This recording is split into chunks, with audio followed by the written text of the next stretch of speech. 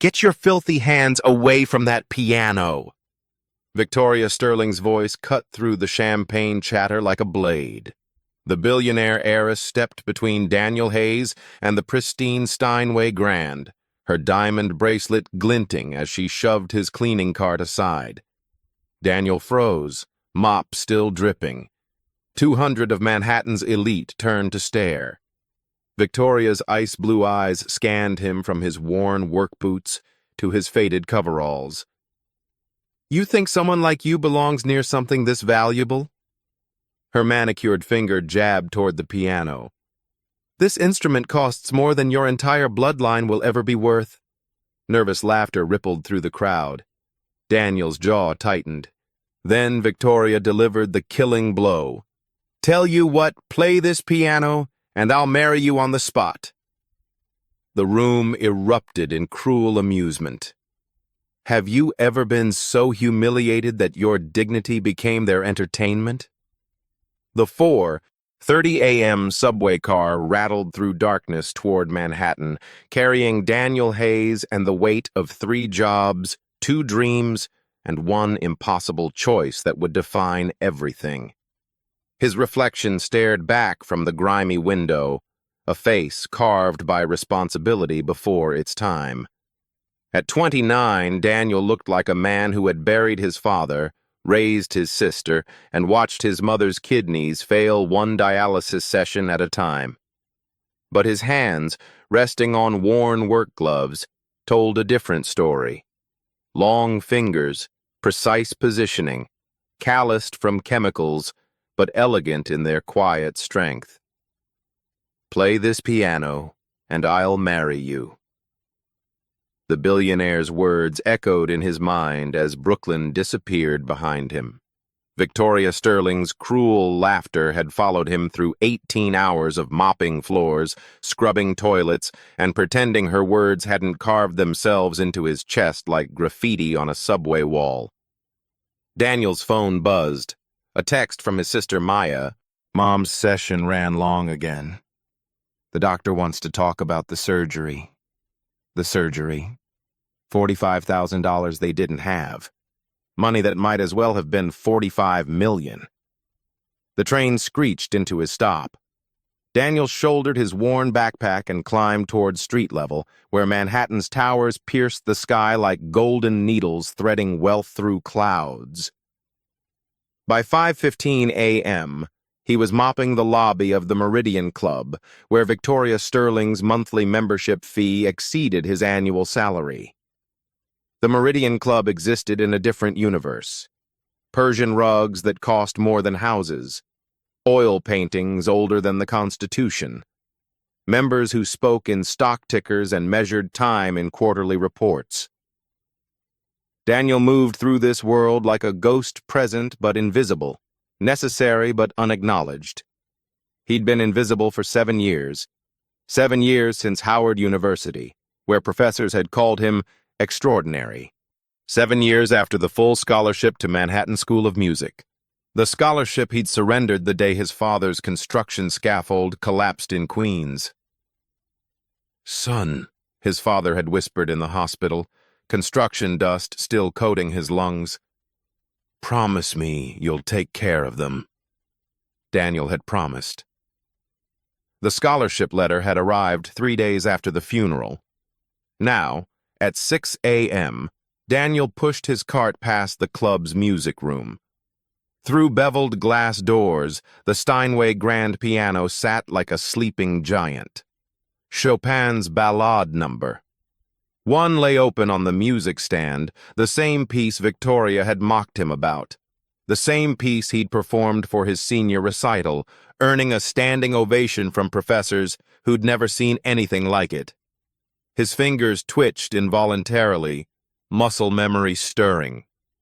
4 years of theory, 4 years of technique, 4 years of professors saying, Daniel, you don't just play music, you speak it.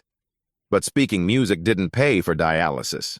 It didn't cover rent in a studio apartment where his mother slept on a fold-out couch and Maya studied by lamplight because the overhead bulb had burned out last month.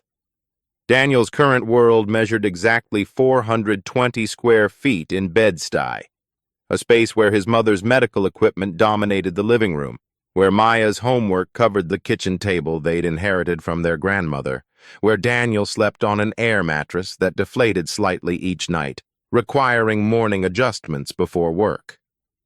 The apartment smelled like disinfectant and dreams deferred. Maya's college acceptance letters sat unopened on the counter. Columbia, NYU, Barnard. Because discussing tuition felt like discussing Mars colonization. Theoretically possible, practically impossible. On the kitchen wall hung their only family photo. Daniel at his Howard graduation, arms around his parents, Maya beaming in her high school cap and gown.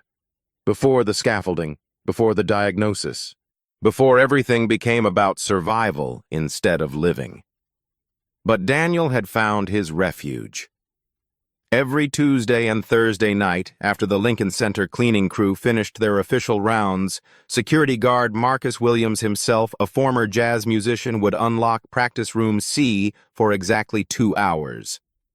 "Brother," Marcus had said 6 months ago, catching Daniel humming while mopping, these hands weren't made for mops. Those midnight sessions kept Daniel sane.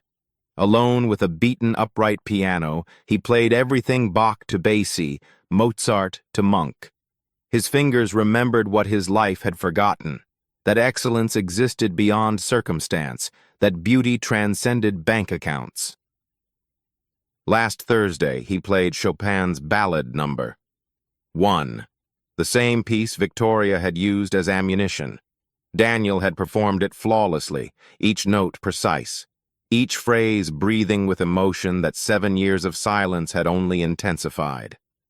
When he finished, Marcus had stood in the doorway, tears streaming. "Danny, that wasn't playing, that was praying." But prayers didn't pay bills. Prayers didn't fund surgeries. Prayers didn't silence the voice in Daniel's head that whispered he was wasting his life, one mop stroke at a time. His phone buzzed again. Maya. Got into Columbia. Full academic ride. But they want an answer by Friday about the music supplement. Said if you could just record something. Daniel stopped mopping. Maya had applied to Columbia's dual program pre-med and music composition. She'd inherited their father's mind for science and their family's gift for music. But the music supplement required a recording of an original composition performed by a skilled pianist. Daniel was that pianist, had always been that pianist. But recording meant exposure. Recording meant risk. Recording meant stepping out of the shadows where survival was predictable, even if it was suffocating. He thought about Victoria Sterling's words, "Play this piano, and I'll marry you." The challenge hadn't been about marriage. It had been about power, about putting him in his place, about reminding him that some spaces like that Steinway, like success, like dignity, weren't meant for people like him. Daniel resumed mopping, but his movements had changed. Each stroke was deliberate, controlled, like finger exercises on a keyboard.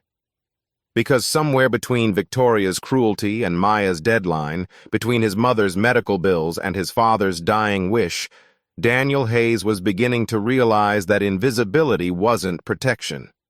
It was prison. And maybe, just maybe, it was time to break out. The grandfather's gold watch on his wrist, the only inheritance his father had left, ticked toward 7 a.m. Soon, the members would arrive. Soon, Victoria Sterling would glide through these halls, her diamond bracelet catching light, her cruel words echoing in marble corridors. Soon, Daniel would have to choose between staying invisible and becoming unforgettable. Victoria Sterling arrived at the Meridian Club like a storm system, beautiful, devastating, and impossible to ignore. Her Bentley Mulsanne purred to the curb at exactly 8:47 a.m., 3 minutes before her scheduled arrival. The valet rushed forward, but Victoria was already stepping out. her Louboutin heels clicking against marble with the precision of a metronome marking time for lesser mortals. She moved through the club's entrance hall like she owned it, which, technically, her family trust did. The Sterling name adorned a brass plaque by the door, right next to Rockefeller and Vanderbilt. Old money, the kind that didn't need to announce itself because everyone already knew. "Good morning, miss." Sterling. The concierge's voice carried the practiced reverence reserved for members whose monthly fees exceeded most annual salaries. Victoria didn't respond. She never responded to service staff unless absolutely necessary. In her world, acknowledgement was currency, and she didn't waste money on people who couldn't return the investment. Her platinum blonde hair caught the morning light streaming through stained glass windows as she glided toward the elevators. Every detail of her appearance had been calculated.